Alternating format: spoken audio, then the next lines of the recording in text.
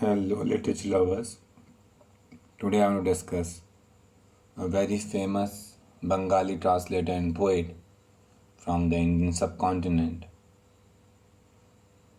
who wrote in English and French also. That's Toru Dutt.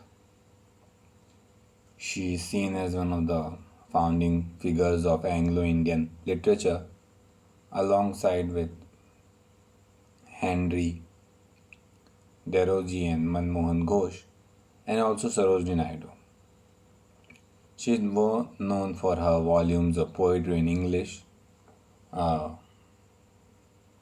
Shelf Gland in French Fields, and Ancient Ballads and Legends of Hindustan, and for her French novel, Les General de Mademoiselle Divans. So, great works, and I personally admire her. Her poetry is characterized by sensitive descriptions and lyricism, and her poems revolve around themes of loneliness, longing, patriotism, and nostalgia that died young at the age of 21 and which had influenced some compensation of her to the poet John Keats. She was born in Calcutta and died in Calcutta too at quite early age. Talking about her specialty that she converted into Christianity, and although her father was Bengali Hindu, and she has a lot to tell, explain about. The Dutt family was one of the first Calcutta families to be strongly influenced by British colonies and missionary presence, and Dutt's grandfather and her father both had important position in the British government. Her cousin, in fact, was also a writer and Indian civil servant.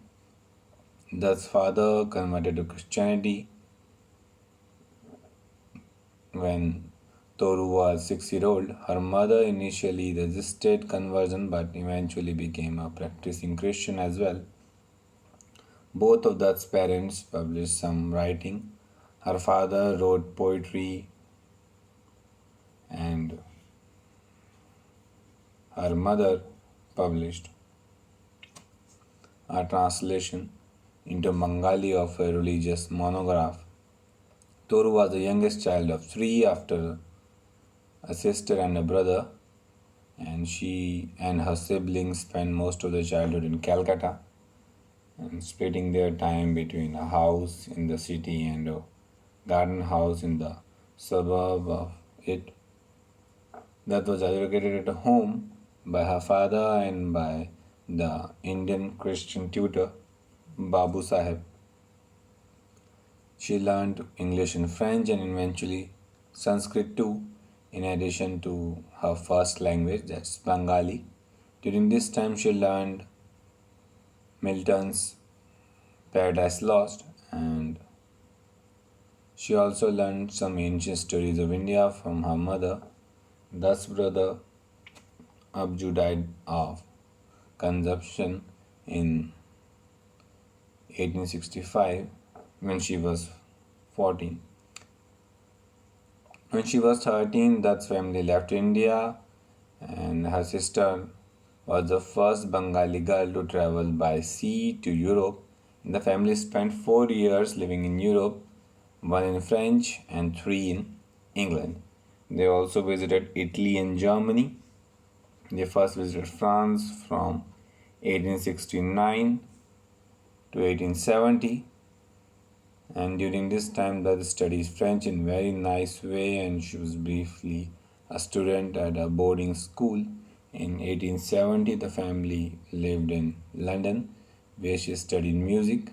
In 71, they moved to Cambridge, where they remained until 1873. And in fact, in 1872, the University of Cambridge offered a lecture series of higher lectures for women, which Toru Dutt attended with her sister. At the time, women were not entitled to become member of the university, and opportunities for higher education were quite limited. This was an opportunity for women to access university lectures set up by group including philosophers like Henry Sedgwick, and lecture for ladies became Newham College 1871. But Toru Dutt did not herself matriculate as a member of the Women's College, presumably because she was living in Cambridge and had no need for college accommodation. Her correspondence does refer, however, to Merton Hall and then the home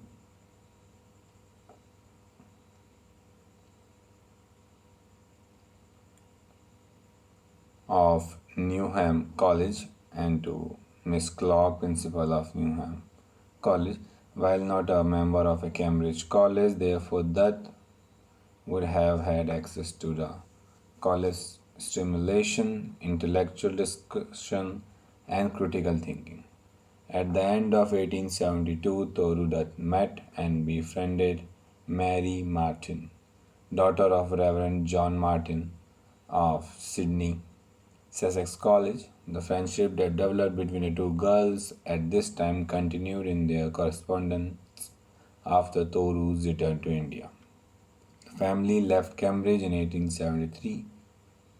From April to November, they lived there and then returned to Calcutta. When Toru returned to Calcutta in 1873, she was 17.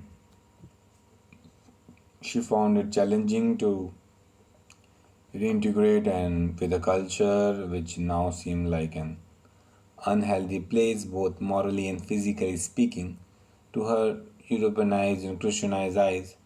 Her sister died of consumption in the age of 20, and 3 years after returning to Calcutta, she wrote to her friend Mary Martin that I have not been to one dinner party or any party at all since we left Europe, and that if any friend of my grandmother happened to see me, the first question is if I am married. Both statements expressing a frustration with what she saw as a restrictive and conservative society. I am not surprised by this statement. However, she also recognized that Europe could not replace India as her true home. She took consolation in reinvigorating her studies of Sanskrit with her father and hearing her mother's stories and songs about India. Like both of her siblings, Toru died of consumption of a young age on August 30th, 1877. Talking about her writing, she was a natural linguist in her short life and became proficient in Bengali, English, French, and later on Sanskrit.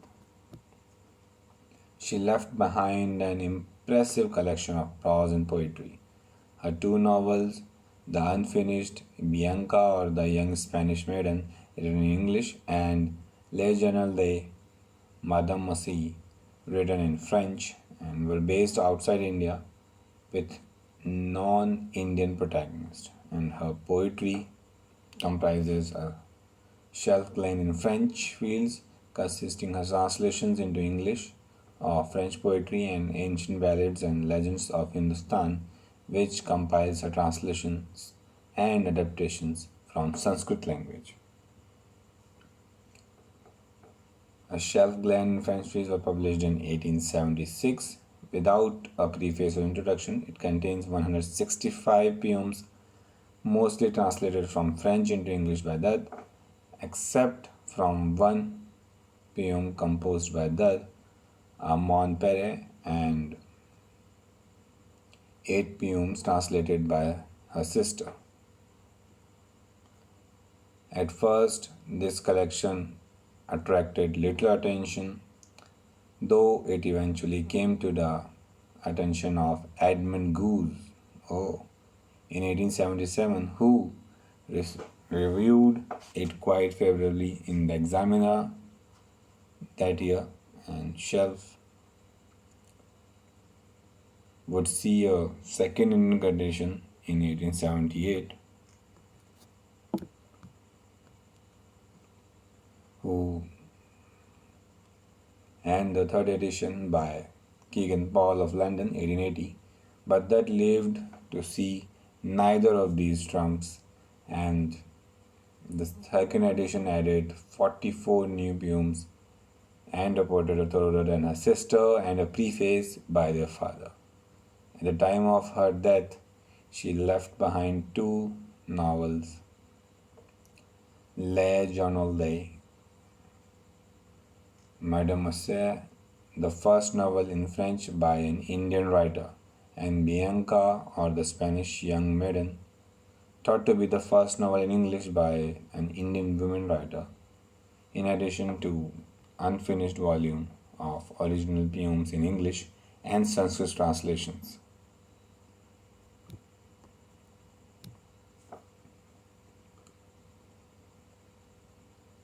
Ancient Ballads and Legends of Hindustan. It was after that in 1877 that her father discovered the manuscript of writing, among which was Ancient Ballads.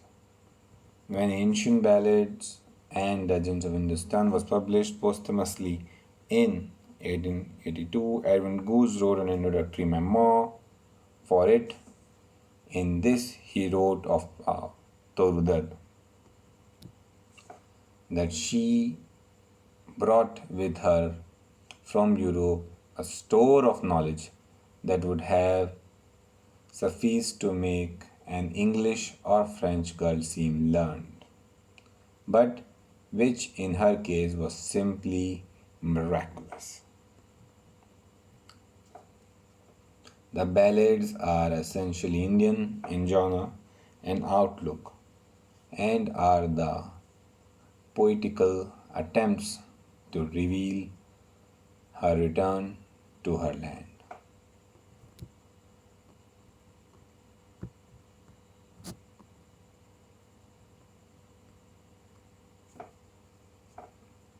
In them are enshrined what she had learned of her country from books and from her people.